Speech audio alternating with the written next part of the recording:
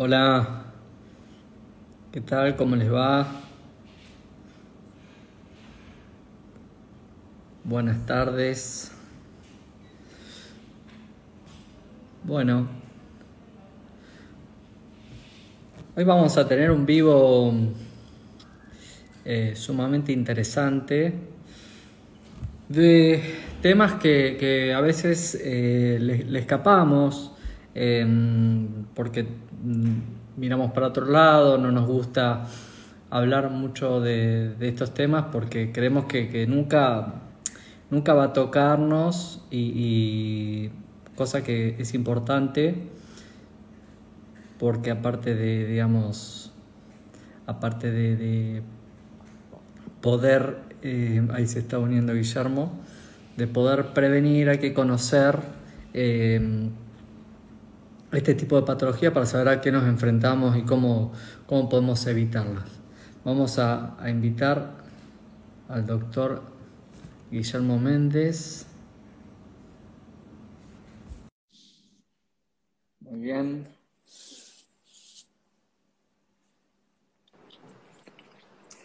Guillermo, Hola, ¿me escuchás bien ahí? ¿todo bien? Sí, sí, sí, yo te escucho bien. ¿Todo Muy bien? bien, todo bien, Fabio.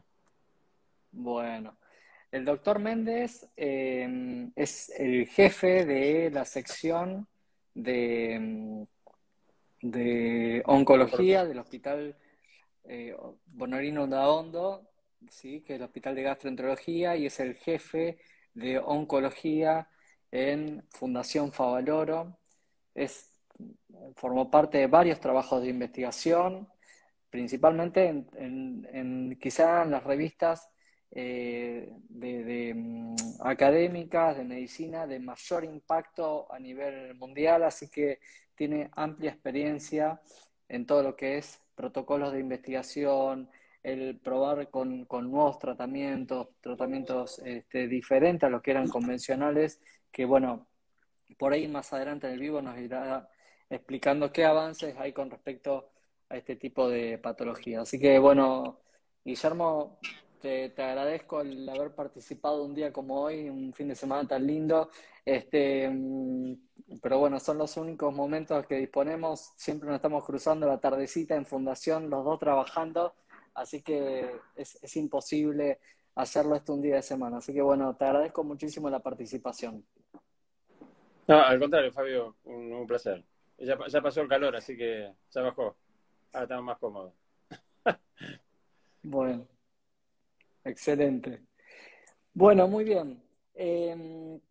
Guillermo, si te parece, vamos a ir encarando por los distintos órganos del tubo digestivo, los diferentes tumores a los que nos enfrentamos y los que se pueden prevenir y algo que tiene que ver con respecto a los tratamientos. Eh, y después, bueno, ahí fueron llegando una serie de preguntas que si sobra tiempo las podemos plantear sobre el final, si te parece. Lo otro, a ver, pido disculpas si surge alguna consulta durante el vivo, obviamente vamos a estar concentrados, hay un montón de preguntas que tenemos, no sé si vamos a llegar a contestar todos, así que espero que no se ofendan. Y lo otro es, esto no es más que divulgación, información para los pacientes, no se trata de un consultorio, porque para la consulta hay que realizarla en otro ámbito. Así que bueno, Guillermo, vamos a empezar por un órgano que viene ganando en importancia en las últimas décadas, que es el esófago, ¿no? ¿Qué, qué tipo de tumores podemos tener a nivel esofágico? Sí, antes que nada, viste, es un cáncer relativamente poco frecuente acá en Argentina. Y se concentra. Yo estoy en un hospital Udaondo y vemos bastante. Pero más allá de eso, es un órgano en el cual pueden asentar dos tipos de tumores totalmente diferentes, que se llaman carcinoma escamoso y adenocarcinoma. Básicamente, a ver, desde lo práctico, uno se relaciona más que nada al tabaquismo y al consumo de alcohol, que es el carcinoma escamoso, y a la baja condición socioeconómica. paciente que vemos con mucha frecuencia en el hospital público.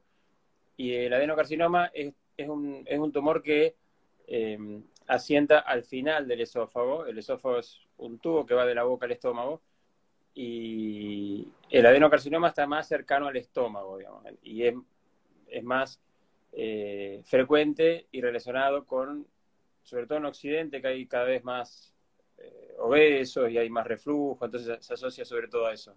Son dos tumores en el mismo órgano, pero que son diferentes, totalmente diferentes, se tratan diferente, así que un poco para conocimiento, y cuyos síntomas comparten, que es la dificultad para tragar. Entonces, esto es, no, lamentablemente no hay un método de screening como lo es la colonoscopía en el colon. No está demostrado que hacer endoscopías altas a toda la población vaya a mejorar los resultados del cáncer de esófago. Sobre todo porque tiene una baja incidencia acá en Argentina y en general en muchos lados del mundo de occidental. Entonces habría que hacer un montón de endoscopías y el rédito sería muy bajo.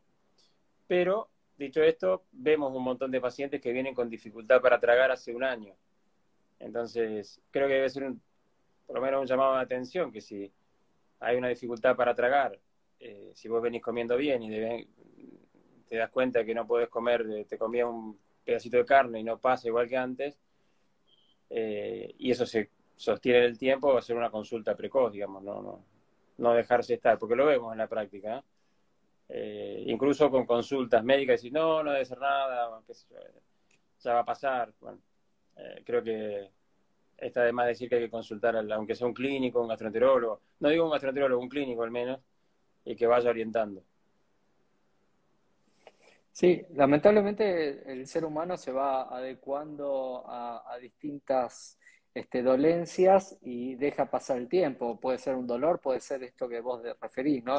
La dificultad a tragar y el ir adaptándose para poder Claro. tragar mejor y no hacen la consulta, ¿no? Y eso, la verdad que todo ese tiempo es vital digamos, para el resultado posterior, ¿no? Sin duda, a ver, esto en todo el cáncer, digamos, la consulta precoz da mejores resultados, digamos, porque se curan más pacientes y se diagnostican los tumores en general, si se diagnostican antes. Entonces, pero bueno, esto es una responsabilidad compartida entre paciente y médico, ¿no? Porque los pacientes se van adaptando, es cierto, y van bajando peso viste, la familia, le cuesta a la familia, como cuando vos convivís, darse cuenta, por una, no sé si cuestión de negación o que convivís todo el tiempo con alguien y no te das tanta cuenta de algunas cuestiones de todos los días. Pero siempre, a ver, en todos los casos diría la consulta en general ha sido el clínico, el orientador, digamos. Se ha perdido un poco la figura esa en general en Argentina, pero el clínico del barrio que orienta y no anda a ver a tal. Pero bueno, es importante no quedarse con el síntoma. Sí, en lo cotidiano por ahí es más difícil evaluar que un familiar está perdiendo peso, ¿no? Porque uno lo ve todos los días, quizá si ve una película para atrás de un mes, sí se da cuenta, o que la ropa le queda más grande rápido, pero es más difícil.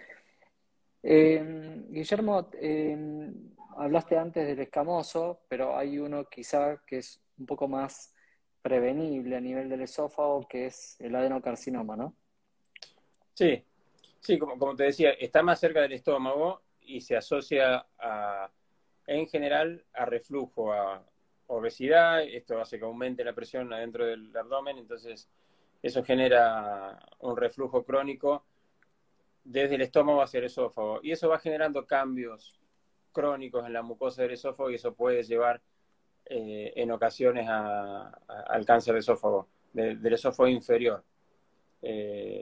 Quizás sea un poco más quizás sea un poco más prevenible en el sentido que por ahí, si eso lo sabes mejor vos, digamos, a ver qué es un reflujo crónico, si es sintomático, y también, si viste, pacientes que nos dicen, bueno, sí, yo tenía una historia de acidez, la clásica acidez, ¿no?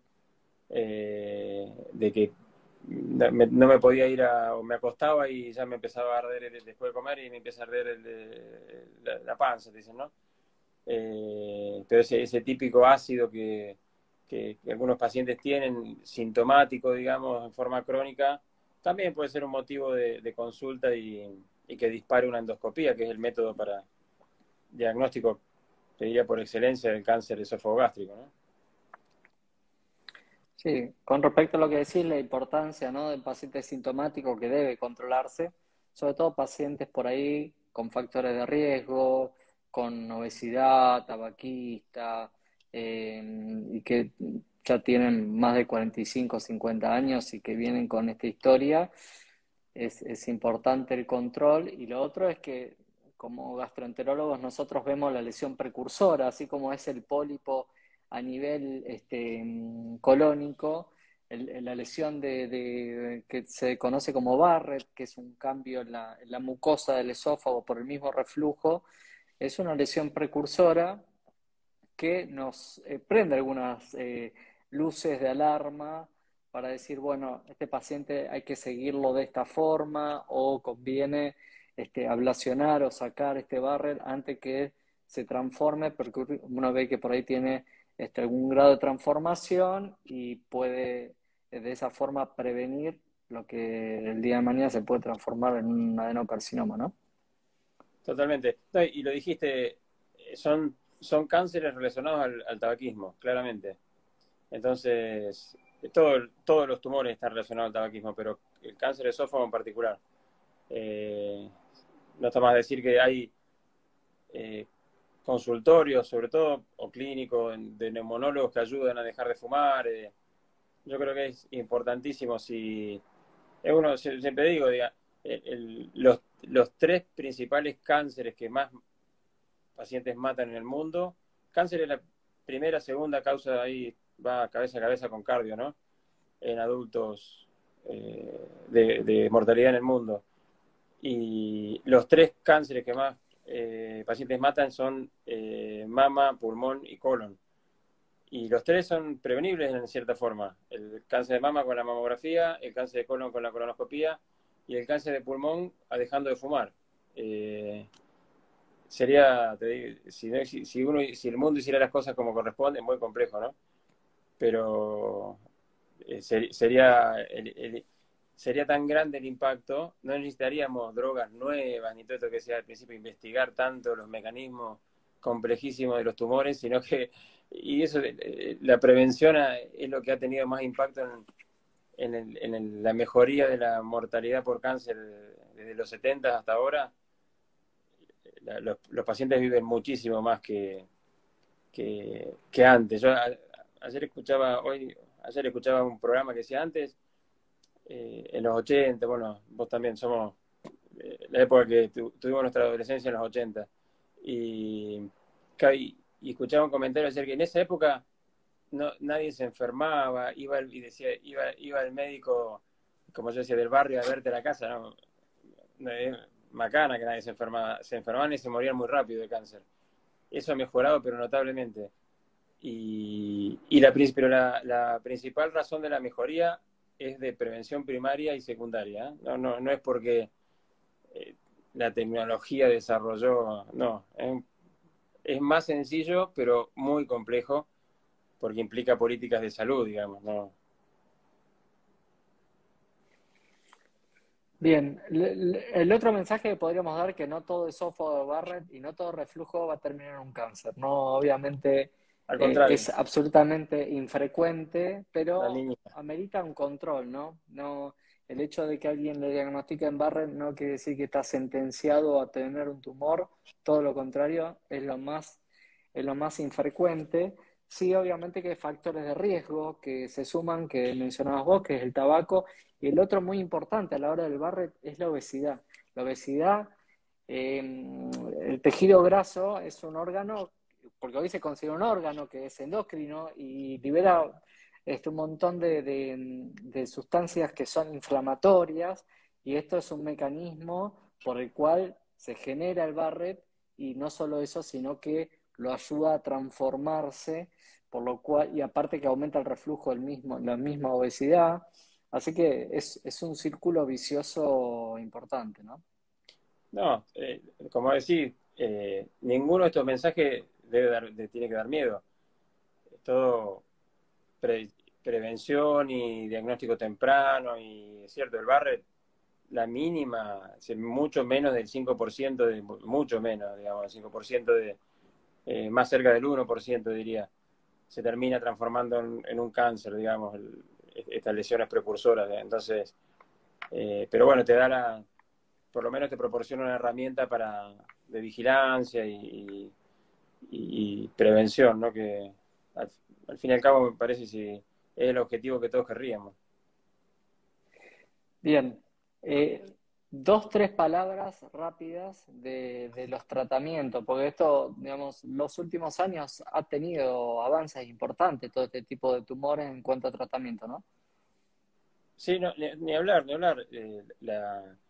La supervivencia en los últimos, te diría, 30 años eh, se ha quintuplicado, te diría.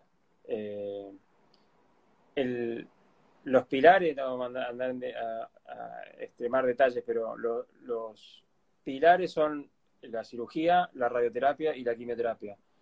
Digo quimioterapia y hoy día hay un montón de drogas nuevas y mecanismos de acción nuevas que tienen su impacto, pero creo que lo más importante es una patología que se tiene que trabajar en equipo. No es conveniente o recomendable que lo aborde solo el cirujano o solo el oncólogo o solo el radioterapeuta. Eh, la decisión, digo, cuando ya está el diagnóstico, ¿no? Porque muchas veces se hace quimio antes de la cirugía, el pilar es la cirugía, en la mayoría de los casos. Eh, hay veces que hace rayos y quimio antes de la cirugía, hay veces que hace después de la cirugía. Entonces, pero ese trabajo en equipo es muy importante decidirlo antes de cualquier eh, implementación terapéutica, porque sí, obviamente no se puede volver el tiempo atrás. Pero esto tiene impacto en sobrevida también. Si la decisión de tratarse, de cómo se va a tratar el paciente, la toma un equipo. Hay cánceres de esófago que se pueden curar sin cirugía. Eso es ya ir un poco más fino, pero y esa decisión también la toma el equipo, con el cirujano, con el oncólogo, el radioterapeuta, con el gastroenterólogo, el patólogo, el imagenólogo. Son patologías complejísimas que se tienen que tratar en un ámbito como se dice, de multidisciplina, digamos. Esto es claramente recomendable, vamos a decir, es mandatorio, diría, pero bueno, depende de donde trabaje, hay centros que es más complejo eso, pero es central eso. Bien. Vos sabés que cuando me recibí, la verdad es que no me podría haber imaginado ser oncólogo eh, la verdad que a los médicos nos gusta dar buenos mensajes. En general es un poco de lo que nos alimenta el poder curar al paciente y el agradecimiento. Y tener ese mensaje negativo siempre es complejo manejarlo. Pero la verdad es que las últimas décadas la oncología ha avanzado de manera exponencial, ¿no? Sí, ni hablar, ni hablar. Es como te decía, te diría, unos fines en el 90, en los 90, ahí empezó a cambiar, pero radicalmente. De la mano de más, fue todo de la mano la introducción de la biología molecular y nos empezamos a dar cuenta que era mejor trabajar, como decía recién, en equipo. Cambió totalmente el paradigma, digamos, del tratamiento del cáncer. Antes era el cirujano, antes era el oncólogo y era el rey, el jefe, ¿viste? Supremo. Y eso había cambiado con las nuevas generaciones. Y eso hace que curemos, ¿cierto? Que curemos más pacientes, que curemos pacientes que antes no era, pero imposible de pensarlo. El cáncer se cura, el cáncer no es sinónimo, siempre digo, el cáncer no es sinónimo de muerte, es una enfermedad mortal, potencialmente mortal, pero se trata, es una enfermedad en, eh, en muchos casos, digamos, crónica, que uno va va pudiendo controlarla, eh, pero muchas veces es complejo, no vamos a negarlo, pero ha habido grandes cambios en la comunicación, en el manejo de síntomas, todo, eh, cambios globales que han llevado que, como vos decías, es más fácil ser oncólogo hoy que calculo que en los años 80, que no había nada. Bueno, recién la oncología es una especialidad nueva, ¿eh? La oncología te diría de los 70 hasta 70, 80, hasta la actualidad. Pero es cierto que creció muchísimo. Bien. Sí, lo otro que veo es como gastroenterólogo, obviamente a mí me toca dar noticias, después te los tengo que derivar a vos, pero en el momento de la endoscopía nos toca hacer diagnósticos y muchas veces nos enfrentamos a que la familia del paciente dice, bueno, no, mejor no le digamos No le digan, no nada, le digan. se va a sentir mal.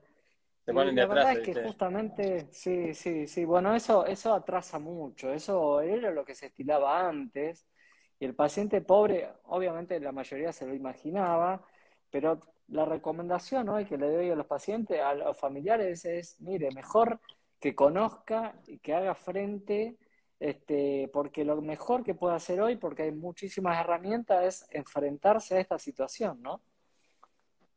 Sí, a ver, yo he visto pocos pacientes que no sepan, que los hay, que no sepan qué tienen.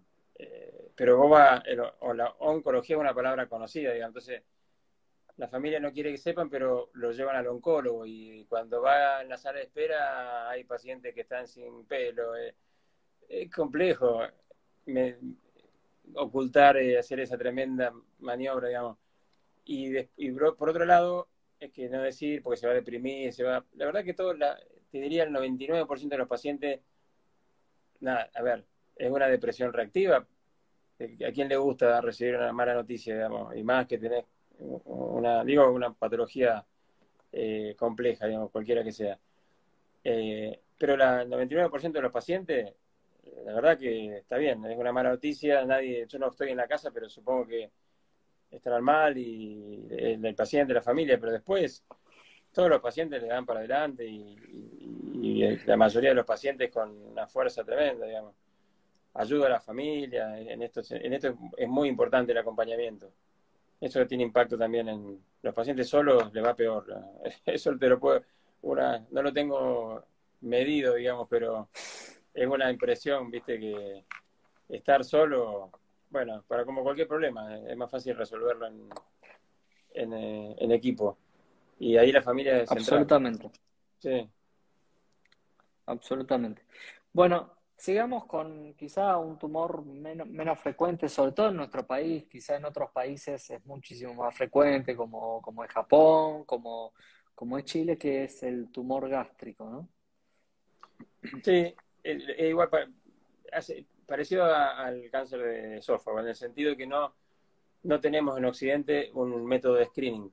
Si vos vas a Japón, por ejemplo, como hay tanto cáncer gástrico por cuestiones de eh, lo que comen, sobre todo los conservantes de pescado, de los pescados y demás, es una zona con altísima incidencia de cáncer gástrico y hay screening, entonces se diagnostica mucho más temprano que acá, por eso la supervivencia es mayor en cierta forma y porque los japoneses se han especializado, sobre todo los cirujanos, a operar muy bien el cáncer de estómago. Acá en Argentina y en el resto de Occidente no se da eso de diagnosticarlo temprano y lamentablemente 3/4 partes de los pacientes lo diagnosticamos ya eh, localmente avanzados Avanzados. o ya metastásicos. Y la supervivencia es pobre, es pobre. Pero Ana, hay algunos subgrupos, hoy día viste que siempre a ustedes le pedimos que saquen muchas muestras de biopsias porque analizamos en mucho detalle las biopsias, le pedimos a los patólogos. Y hoy día hay tratamientos que son anticuerpos, que no es la quimioterapia típica, tiene muchos años, de hecho fue un argentino Milstein fue el que empezó a desarrollar.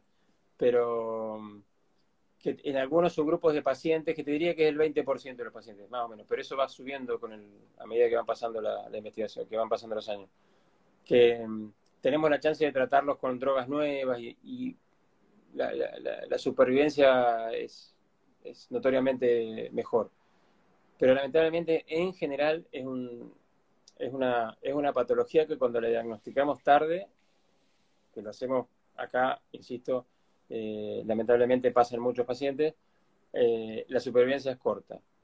Y cuando lo diagnosticamos tarde, la supervivencia es corta acá y es corta en Japón también. Esto no discrimina ahí sí que no en raza.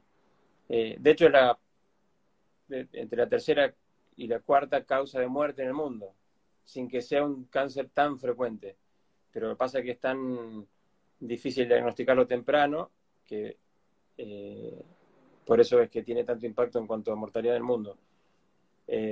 Pero, bueno, dicho esto, tampoco es sinónimo de muerte, se trata, eso ha mejorado mucho el trabajo de la quimio, de la radioterapia para intentar operar pacientes y se tratan y los pacientes, obviamente, con intento muchas veces curativo desde ya.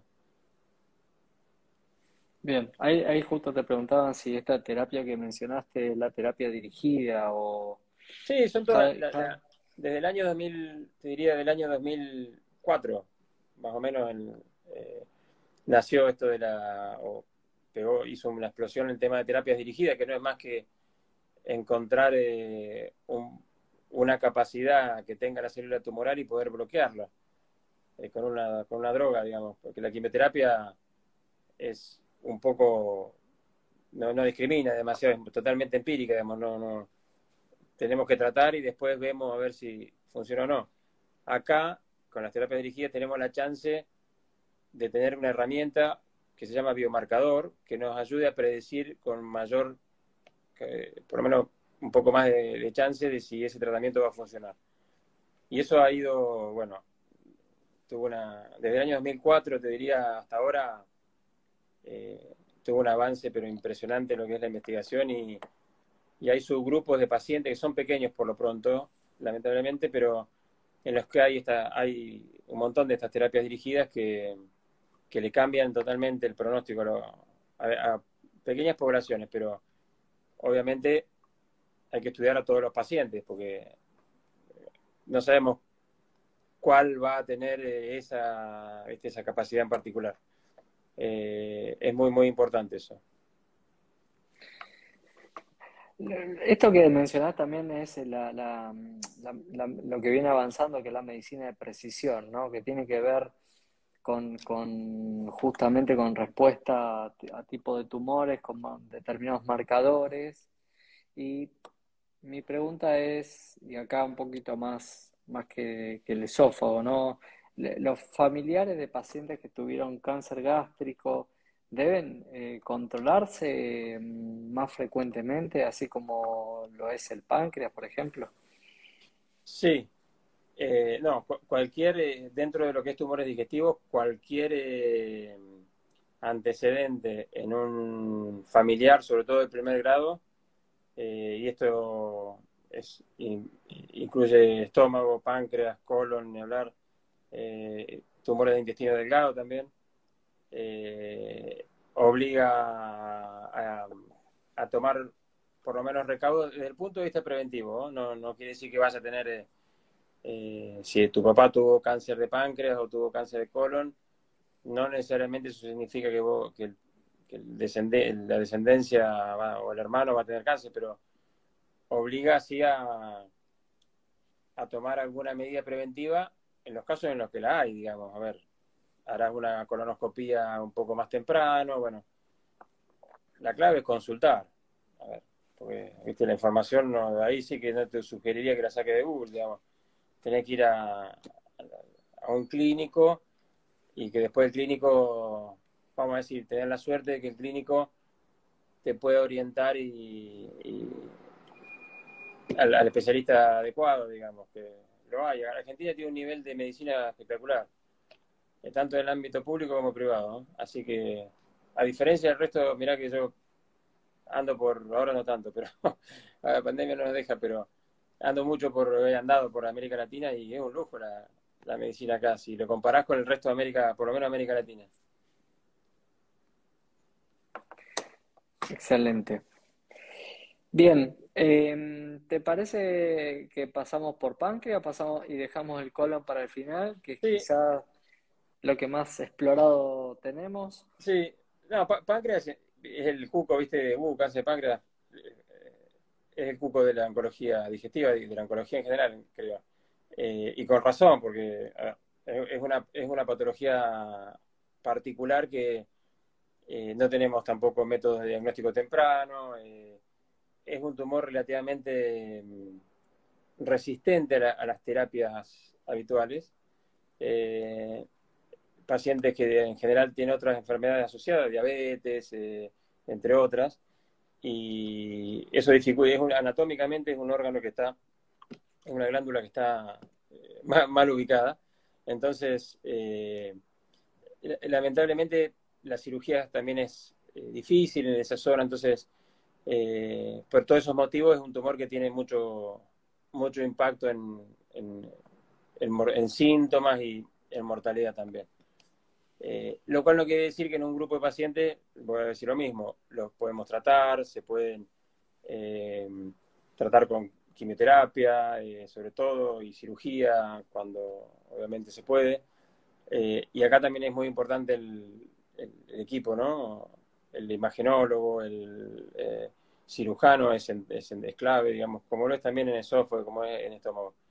Y el equipo. Pero lamentablemente te diría que es el tumor donde menos hemos avanzado. Mira que se investiga un montón, pero no se ha avanzado tanto como en cáncer gástrico, como cáncer de colon. Se ha avanzado, pero no tanto. Ahora, en este último par de años hemos tenido ahí algunas buenas novedades de drogas nuevas o alguna opción terapéutica nueva para los pacientes con cáncer de páncreas, pero sí lo importante es también lo que vos decías antes, que tiene cuando un paciente de páncreas se diagnostica, hoy día ya cualquier cáncer de páncreas, paciente que se diagnostica con cáncer de páncreas, las recomendaciones son estudiarlo desde el punto de vista molecular, porque hay un subgrupo de pacientes que no es poco, es cerca del 10%, 15% según algunas series, en algunas poblaciones, algunas etnias, por ejemplo, los judíos askenazis tienen más incidencia también de algunos cánceres de páncreas, y tiene ese porcentaje que va entre un 10 y un 20%, vamos a decir, tiene algunas mutaciones que predisponen al cáncer de páncreas y predisponen al cáncer de mama también. Entonces, es importante ya estudiar no solo, viste, la parte oncológica, sino también la parte de prevención, que no está tan desarrollada, te diría, todavía en Argentina. Se ha avanzado mucho. En el Hospital Udaondo hay una unidad de asesoramiento, consejo familiar que ayuda mucho en ese sentido a orientar pacientes, pedirle los test, porque se hacen en Argentina muchos de esos test, con una extracción de sangre, no es que hay que hacer nada raro. Y se orienta y después se dice, bueno, tenés que hacer de tal estudio, bueno, esto también es casi una especialidad nueva, así que eso es muy importante. Y después que se asocia, muchas veces vemos, no sé, en un paciente, sobre todo adulto, la edad de diagnóstica es cerca de los 60 años, digamos. Entonces, pacientes con diabetes de reciente comienzo, por ejemplo, que no se conocían diabéticos, no tienen historia en la familia y de repente hacen diagnóstico de diabetes, obliga por lo menos al clínico, el paciente no tiene por qué saberlo, pero si el clínico o quien el gastroenterólogo, bueno, estar alerta de que, ¿por qué no hacer una ecografía? Bueno, es por lo menos una señal temprana de un cáncer de páncreas. Es una oportunidad para no dejar pasar. Este sí, sí, quizás es uno de los tumores que más se sugiere prevención en familiares, ¿no? O sea, cuando hay más de uno o dos familiares con antecedente de cáncer de páncreas, el seguimiento es más cercano. Sí, eso está está todo se está estudiando eso, pero hay datos ya. El tema es cómo haces para seguirlo a la familia. No es tan fácil, porque hay quien dice que es una endoscopía anual, hay quien dice que a la familia, ¿no? Eh, Vos, a ver, si vos diagnosticás a un paciente con cáncer de páncreas, le haces a ver si un test de una mutación y la tiene presente, buscás esa mutación en la familia, en un paciente sano. Si a ese paciente sano vos diagnosticás esa mutación, es un problema porque no sabes bien cómo, no sabemos todavía bien cómo seguirlo, si haces una tomografía por año. Si le sacás el páncreas, pues es para prevenir el cáncer de páncreas, o si haces una ecografía, una condoscopía. Todo eso está estudiándose y hay grupos que se están, acá, Wiger creo que tiene un registro, no sé si sigue con eso, pero de screening en esta población. Eh, pero sí, eso se está estudiando y ojalá sepamos a futuro cuál es la mejor estrategia. Sí que está claro que la recomendación hoy a todo paciente con cáncer de páncreas estudiarlo desde el punto de vista mutacional, a ver si tiene la mutación que predijo o que predispuso, perdón, a hacer el cáncer de páncreas. Es muy difícil de, de ponerlo en práctica porque son test que a veces no cubren las obras sociales. Lamentablemente, en público nosotros estamos en el Hospital Udodonda intentando poder empezar a hacerlo en pacientes sin cobertura. A partir de eso. Pero es difícil de pasarlo a la práctica, son test caros, digamos, no son baratos. Espera que a ver, que se me está Bien. quedando sin batería, pero decime, Fabio. No, no, perfecto, no nos entiende. Y ahí estaban preguntando a ver si tuvieron un cáncer en la familia. Justamente lo que recomendaba Guillermo es de intentar ver la posibilidad de hacer test genético para ver la posibilidad de la predisposición y en eso, digamos, una predisposición genética más el antecedente es una indicación fuerte para controles anuales y se está tratando de establecer si estos controles son pura y exclusivamente con una ecografía o lo que los médicos conocemos como una ecoendoscopía, que es una endoscopía con un ecógrafo en la punta que es mucho más preciso, porque tiene imágenes mucho más precisas con respecto a la glándula del páncreas, y si no, bueno, una tomografía. Sin dejar de mencionar que la tomografía es un estudio que genera mucha irradiación y eso a veces uno trata de evitarlo, ¿no? Con respecto a tratamiento, también no hay que dejar de mencionar que la cirugía es una excelente herramienta, pero hasta determinado estadio en el que permite, digamos, cuando no hay compromiso de vasos ni nada por el estilo, eso permite este, hacer algún tipo de tratamiento quirúrgico, ¿no? Sí, es complejísima la cirugía porque, sobre todo porque está rodeado de arterias, de venas y no es fácil. Entonces, por eso tiene tan mal pronóstico en cierta forma. Eh, pero todavía, viste, es complejo el tema del screening o el diagnóstico precoz en cáncer de páncreas, pero es un problema a nivel mundial. Esto, uno dice, dos de cada 10 pacientes con diagnóstico, dos, tres, ponerle de cada 10 pacientes con cáncer de páncreas diagnosticados se van a poder operar con intención curativa. Estas son estadísticas, digamos, pero bueno, tenemos montones de pacientes que se han operado y que han ido muy bien. Así que yo digo para no dejar la idea de que, cáncer de páncreas, lista. No, se trata y eh, siempre hay que buscar la forma y se está investigando mucho en ese sentido. Bien. Ahí se acaba de unir el doctor Eduardo Mauriño y mandó Oh, saludos. muy bien, un abrazo, Eduardo. Bueno, y pasemos al colon, ¿sí? Que es quizá un mensaje un poco más amigable y estamos mucho más familiarizados y tenemos muchos programas digamos, de prevención con respecto a esto. Guillermo, te estamos perdiendo. Sí, porque ¿ahí me ven? Por un momento. Ahí sí, sí, sí. Con respecto al colon, ¿qué nos podés contar con respecto a los tumores, lo que es prevención, tratamiento? No, es el cáncer digestivo por excelencia, digamos, en el cual la prevención ha tenido un rol pero central, y ustedes como gastroenterólogos un rol central. Eh, digamos, partiendo de la base de que el 90 y, vamos a decir, y largos casos de cáncer de colon se originan en un pólipo, entonces, eh, que no es mal que la pérdida del control del crecimiento celular en algún sector del colon, digamos. Ahora, esos pólipos, la gran mayoría no se van a transformar en cáncer, pero hay un porcentaje que sí, después de años, esto no ocurre de un año para el otro en general.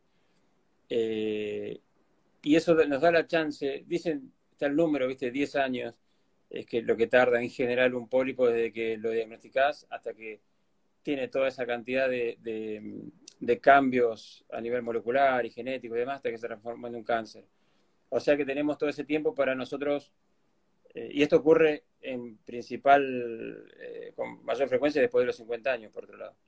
Entonces tenemos por lo menos la información y el tiempo como para poder tener un impacto en ese sentido.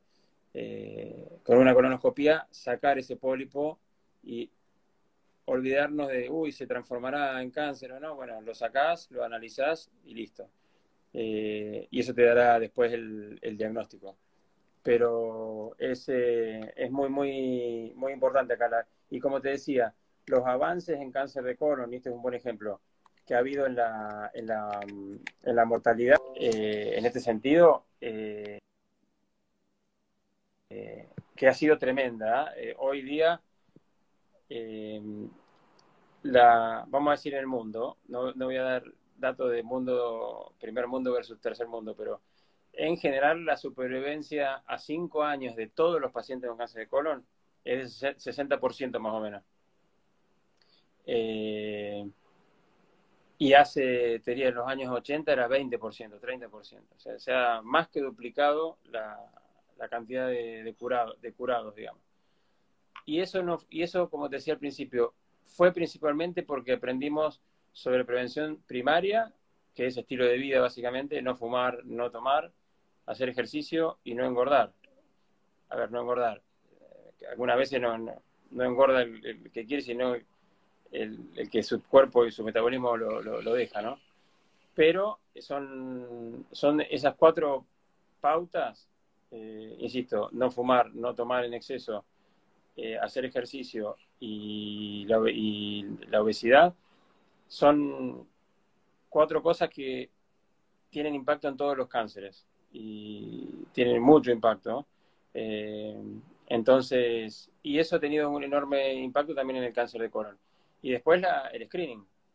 Las colonoscopías nos dan la chance del diagnóstico muchas veces, diagnóstico y tratamiento, porque se hace el tratamiento al mismo momento que se saca el pólipo, y eso obviamente que tiene un enorme, enorme impacto en supervivencia y en curación.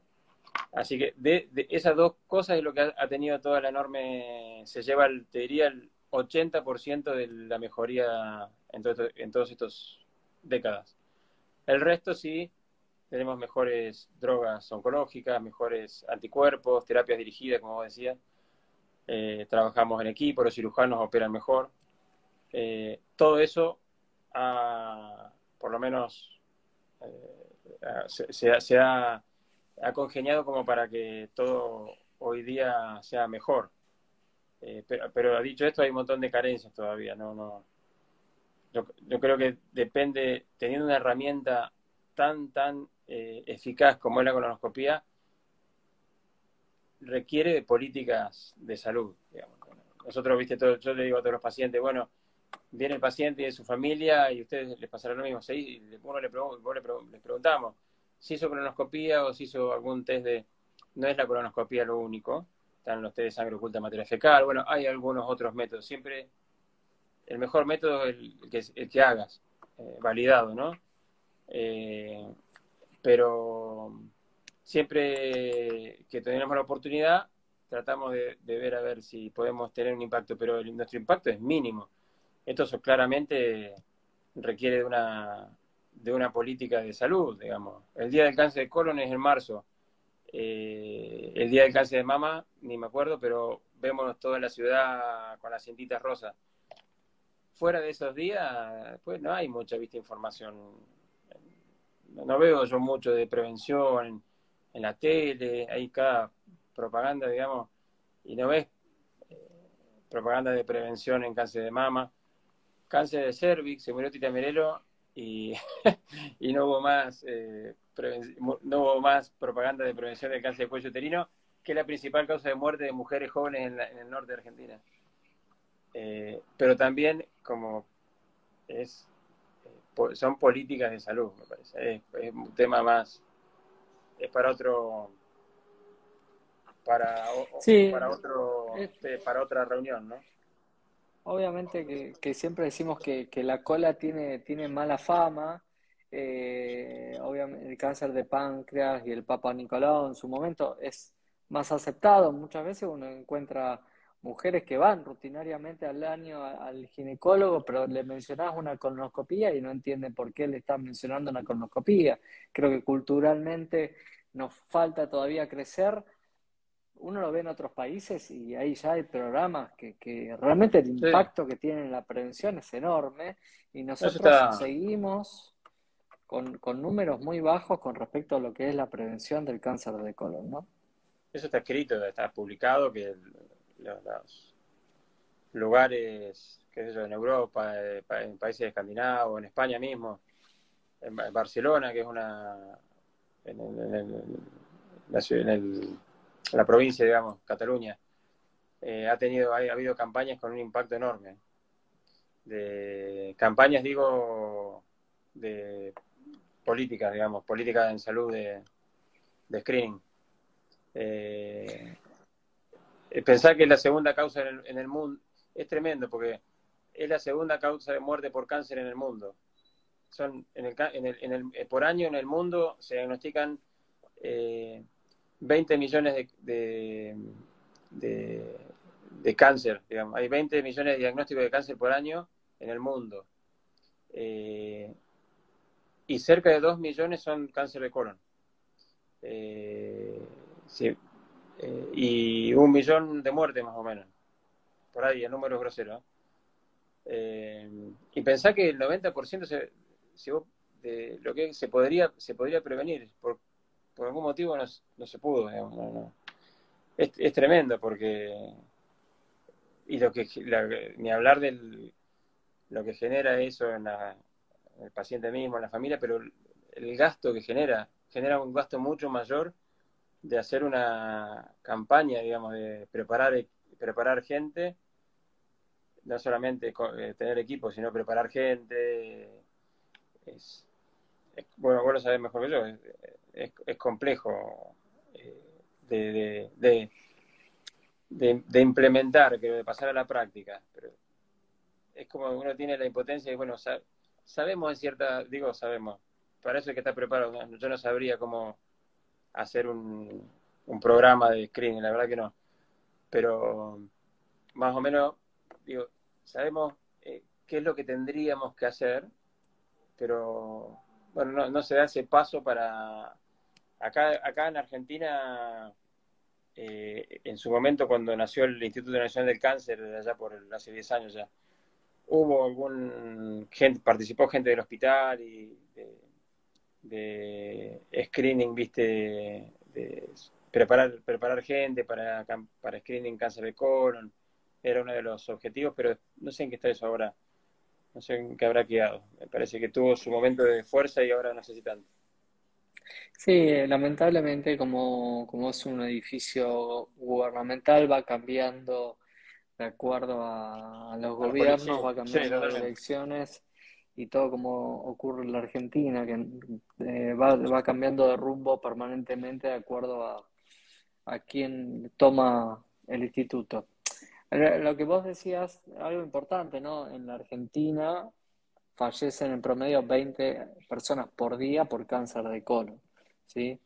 Y solo la cuarta parte o un poquito más es la que toma conciencia y se estudia, el resto no tiene estudios Sí, realizados.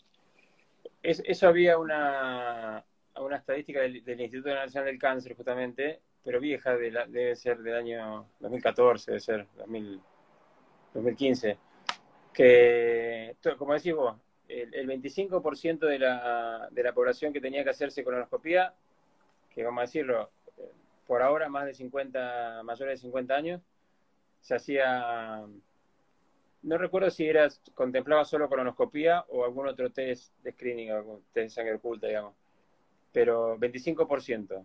Y esto me acuerdo porque dependía de el nivel de educación, nivel de si tenía o no cobertura médica y no me acuerdo, bueno, y nivel socioeconómico. Dependía mucho de eso, el hecho de hacer o no el screening. Bien.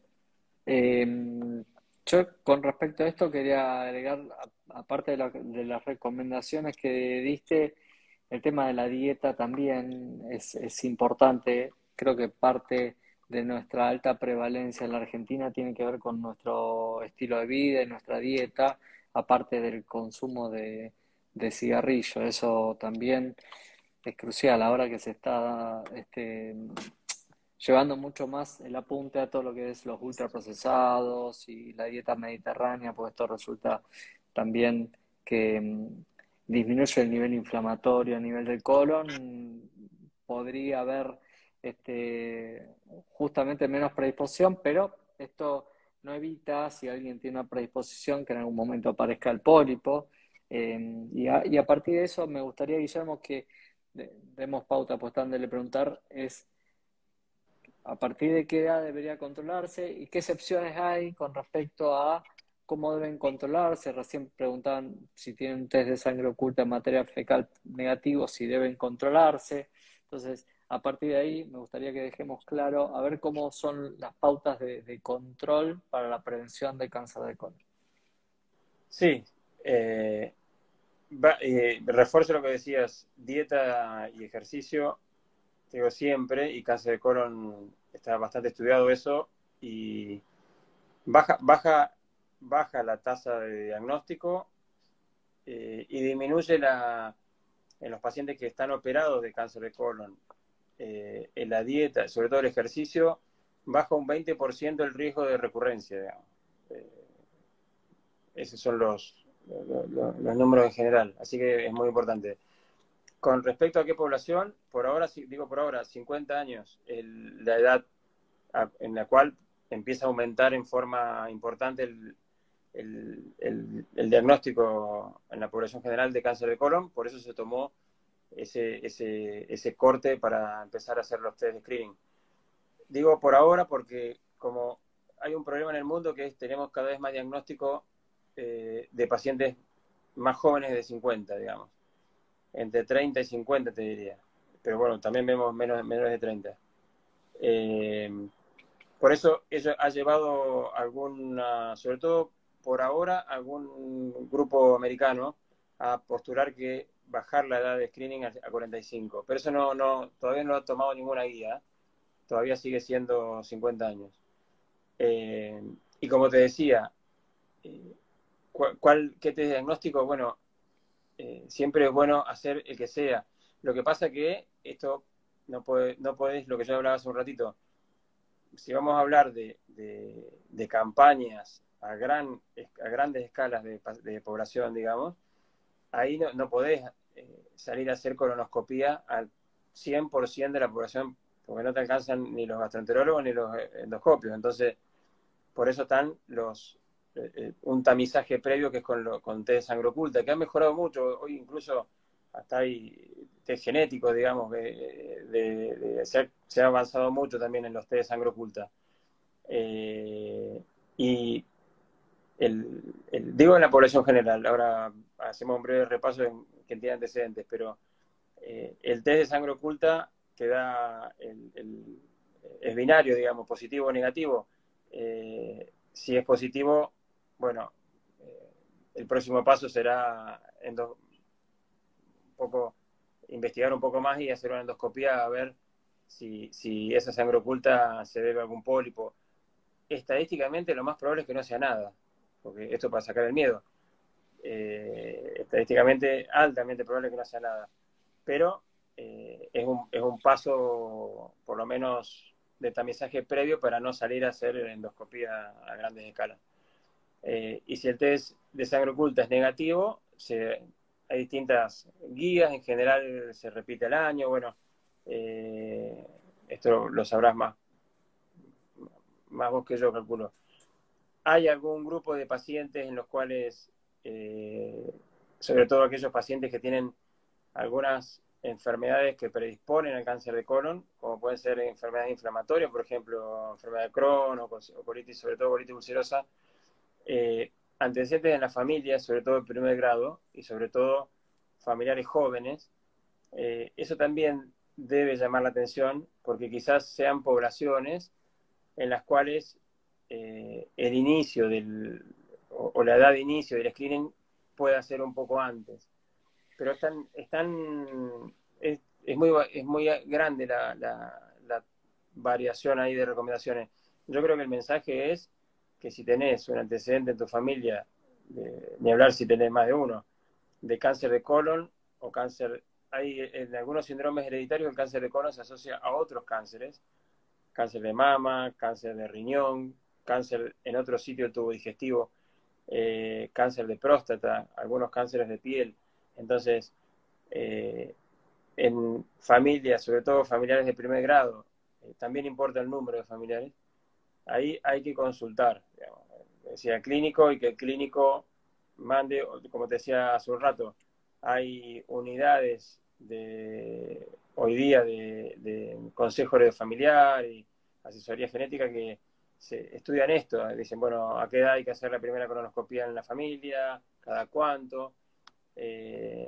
Lo importante es dar el paso, ¿no? Dar el paso para decir, bueno, cumplí 50 años, me voy a hacer mi primer estudio de screening. Tengo antecedentes en la familia, tengo 40 y resulta que tengo mi papá que tuvo cáncer de colon a los 50 años. Bueno, ya alguien le debiera haber dicho a ese padre que la familia bueno, algo falló si no se hizo. Pero bueno, tener este dato en la cabeza, y no sé si hay clínicos escuchando, pero es muy, muy importante, porque siempre caemos en lo mismo, que es prevención. Y siempre le decimos a la familia, siempre cuando estamos frente al paciente que tiene diagnóstico, sobre todo jóvenes, de cáncer de colon, decimos, bueno, la próxima visita te venís con tu hermano, la próxima visita te venís con tu hijo, la próxima visita te venís con tu papá, porque vemos pacientes muy jóvenes. Y cuando lo hablamos, para que se hagan los test screening, tenemos que decir, bueno, esto no es porque tenés cáncer de colon, esto es para prevenir. El cáncer de colon se previene, podés evitar que aparezca. Entonces, son datos con demasiado impacto, no solo social, sino económico, digamos, y bueno, y se salvan vidas, ¿verdad? Así que en el cáncer de colon es central eso, como ningún otro, posiblemente sea parecido a lo que es cáncer de cervix, ¿no? De cuello uterino. No sé si hay, y la mamografía, en ese sentido son los tres cánceres por excelencia, digamos, que tenemos métodos muy claros, sobre todo, te diría, más colon y cuello uterino que mamografía, que cáncer de mama, digamos. Sí, la mamografía avanzó bastante en los últimos años por la inteligencia artificial, Sí, pero la verdad es que tanto el cervix, como mencionaba recién, como el colon tienen la ventaja de ver la lesión La directamente y histología, poder claro, por eso, sacarla y tener digamos, el diagnóstico preciso. Y totalmente. la importancia de lo que decías, ¿no? De, digamos, a ver, una colonoscopía en alguien que no tiene antecedente, una colonoscopía de buena calidad, con buena limpieza, con buena técnica de minutos de salida, viendo bien, con buenas fotos, por ahí es un control cada 10 años, cosa que no es nada descabellado. Los Totalmente. controles, los controles de test de sangre oculta en materia fecal deberían ser 2 test seguidos y eso una vez al año. Pero estos test no se deben hacer en pacientes que tienen antecedentes familiares. Directamente el que tiene antecedentes familiares debería ir directo a una colonoscopia. Los que están menos de 60 años, eh, con antecedentes familiares de primer grado de menos de 60 años, es considerado un factor de riesgo y deberían a partir de los 40 estudiarse cada 5 años. Y después estaba todo lo que mencionabas vos, que tiene que ver o con enfermedad inflamatoria intestinal o la presencia de tumores a más temprana edad, con lo cual siempre se indica empezar a estudiar 10 años antes del caso más joven en la familia.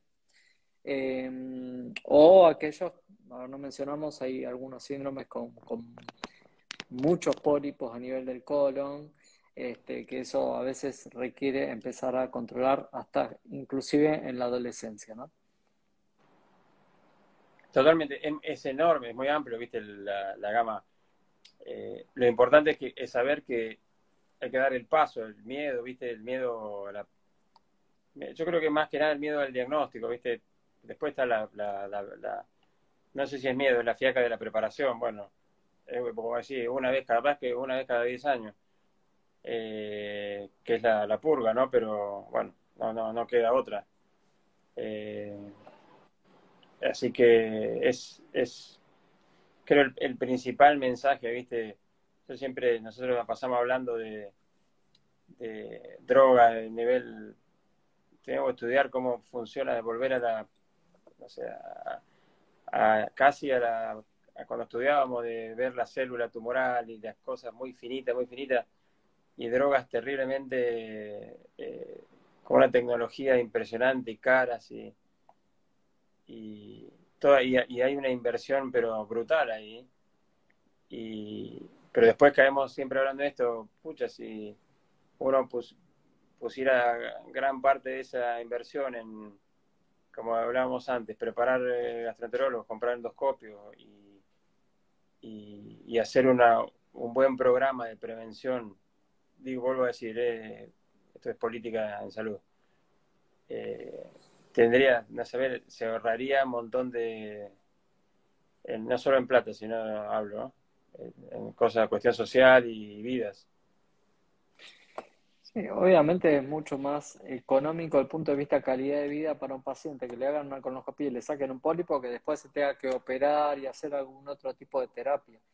Ni Y hablar, la ni verdad que hablar. cuesta tanto batallar con respecto a la prevención y vos decías, todavía no tenemos impacto en la sociedad que después encontrás un médico mediático que sale en una revista absolutamente amarillista diciendo que la prevención está de más, por más que después el contenido de la nota no termine de ser claro con respecto a eso, pero la tapa ya impacta y dice que la prevención no genera otra cosa que mala praxis, cuando está absolutamente demostrado el impacto que tiene la prevención, y lo podemos decir en países de primer mundo como los nórdicos, el impacto que tiene la colonoscopía en la cantidad de muertes que se generan por día en Argentina. O sea, es equivalente a las cantidades de muertes por accidente de tránsito. Sí, ¿Podríamos decir a alguien que no se ponga el cinturón de seguridad o el casco para conducir? O sea, es una locura. no, sí, ni hablar. Me parece que ahí, bueno, qué sé yo, hay de todo, ¿viste? No sé, no sé bien cómo fue, si fue esa, ¿viste? Todo el mundo hablaba de esto, si fue sacado de contexto, qué sé yo. Pero lo claro está que está demostrado que la prevención salva vidas y tiene enorme rédito también económico para la población. Y es tan importante como lo que hablamos antes, a nadie se le ocurriría decir que dejar de fumar no hace bien, digamos, que es casi tan grosero como eso. Pero siempre hay que aprovechar estos espacios como para, siempre hay pacientes, digo, hay clínicos, hay que por ahí puede, viste, no sé, la semana que viene o el mes que viene ir y dar el paso de ir a hacerse una colonoscopia. Nunca está de más siempre el espacio para insistir. Sí, y con respecto a este tumor, a todos los que hablamos antes, también me gusta el mensaje positivo, ya que quizás es el más frecuente en nuestro medio, pero el tumor de colon en diagnóstico temprano o precoz tiene una tasa de sobrevida que es superior al 90%, ¿no? O Sí, sea, ya sea con resección endoscópica o quirúrgica, la tasa de sobrevida es altísima, por eso también la importancia del diagnóstico precoz. totalmente. No, y así como también es enorme la diferencia en sobrevida, vamos a decir, en curación del paciente que consulta con síntomas al que se hace un diagnóstico por un screening, digamos. Baja tremendamente, 30% baja la chance de supervivencia en un paciente que ya tiene algún síntoma. Eh, entonces, por donde lo mires el impacto es enorme. Bien, mira, la verdad que hay muchísimas preguntas. Preguntan, bueno, no aclaramos bien, por ejemplo, lo del Barrett, si el Barrett tiene displasia o no tiene displasia, eso cambian los controles que se deben hacer, porque preguntan si un Barrett no tiene displasia, si debe controlarse muy seguido. No, La verdad que si el Barrett no tiene displasia, el riesgo de cáncer es muy, muy, muy, muy bajo, ínfimo, y se sugiere cercano a un cero. control cada 3 años. Sí, sí, sí, sí, sí, justamente. Eh, y el control debe hacerse cada 3 años más o menos. Ahora, si tiene displasia leve, ya los controles son más seguidos, inclusive ya hay una indicación que se pueda erradicar o sacar o ablacionar ese tejido, ¿no? Y preguntaban con respecto al Helicobacter pylori, la presencia del Helicobacter pylori, eh, justamente, bueno, si hay Helicobacter pylori y hay antecedentes en la familia de cáncer de estómago, o si tienen metaplasia intestinal, que es un cambio en la mucosa del estómago, ahí es importante la presencia de Helicobacter pylori. Sí, la erradicación, justamente, una de las indicaciones más fuertes para erradicar el Helicobacter pylori, ¿no? Totalmente, sí, sí. Hay un sobreuso, sí, de, de, Sí, sí, sí, de sí. omeprazol ahí en la práctica, ¿no? Pero, Sí, el tema del Helicobacter pylori es un tema largo. eh, la verdad que sí, muchas veces, y por eso es que cada vez tenemos más resistencia bacteriana para el tratamiento. Cuando empezó el Helicobacter pylori, el tratamiento era con un antibiótico, hoy es con 3 antibióticos más el antiácido, y sin embargo hay una resistencia bacteriana que ronda el 25-30%, y con el correr de los años esa resistencia va a seguir aumentando, y ahí está la mala indicación ¿no? de la erradicación. Justamente eso tiene una indicación muy precisa, porque tenemos alta prevalencia de Helicobacter pylori en la Argentina, y no por eso tenemos alta prevalencia de cáncer gástrico, ¿no? totalmente, sí, sí, sí, sí, sí. Bueno. Perfecto. Bueno, la verdad que a mí me gusta cerrar los vivos con un mensaje como para llevarnos a casa, Guillermo. Y me gustaría que si vos podés, empiezo yo, así te doy pie porque te agarré desprevenido con esto. Eh, a mí- Básicamente lo más importante es no mirar para otro lado, ¿sí? ante un antecedente familiar o si están en edad, o la aparición de algún síntoma, no dilatar la consulta médica ante la presencia de un síntoma que podría ser lo que los médicos consideramos una bandera de alarma, un signo rojo, una luz.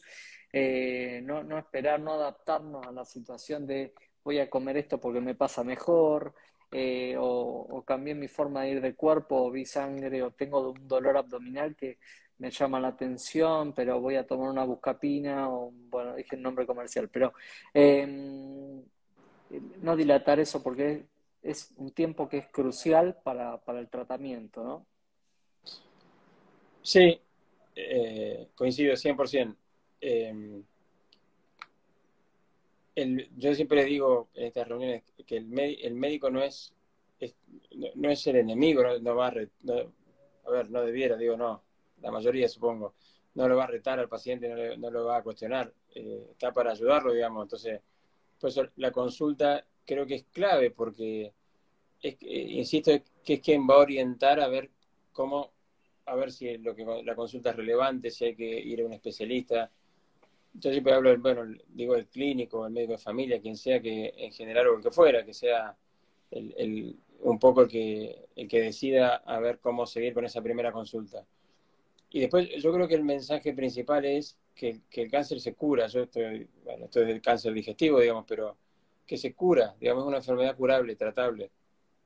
Como todas las enfermedades, acá tiene muy mala fama, ¿no? El cáncer.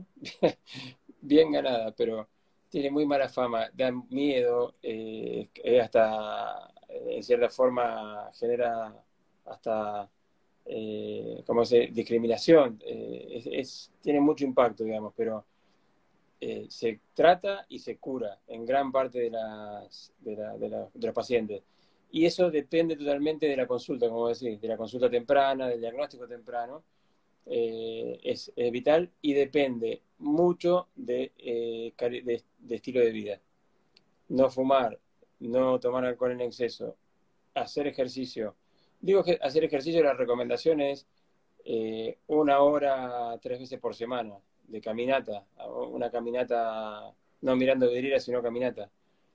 Eh, y es que no, lo cual no es tanto tampoco, ¿no? 3 horas de tu vida por semana, la verdad que no es. Y el impacto que tiene es tremendo. Y, y dieta, ¿viste? Como vos decías, comer sano, frutas, verduras, carne blanca, pescado. Eso, creo que esos dos mensajes son después, ¿viste? Más la parte médica y qué sé yo, esto es muy del especialista y no sé si tiene sentido ahora, pero esos mensajes groseros, que son mensajes groseros, digamos, eh, probablemente sean los que más impacto tienen. Yo insisto siempre que la mayoría eh, y vamos a dar el cáncer de colon, que es donde está claro esto, en gran mejoría de la supervivencia que hemos tenido en las últimas 3 4 décadas, que insisto, se ha duplicado la sobrevida de los pacientes, el 80%, 70-80% ha venido de la mano de la prevención. No ha venido solamente de más tecnología y ahora, viste, todo el tema de anticuerpos, biológicos, que están muy de moda.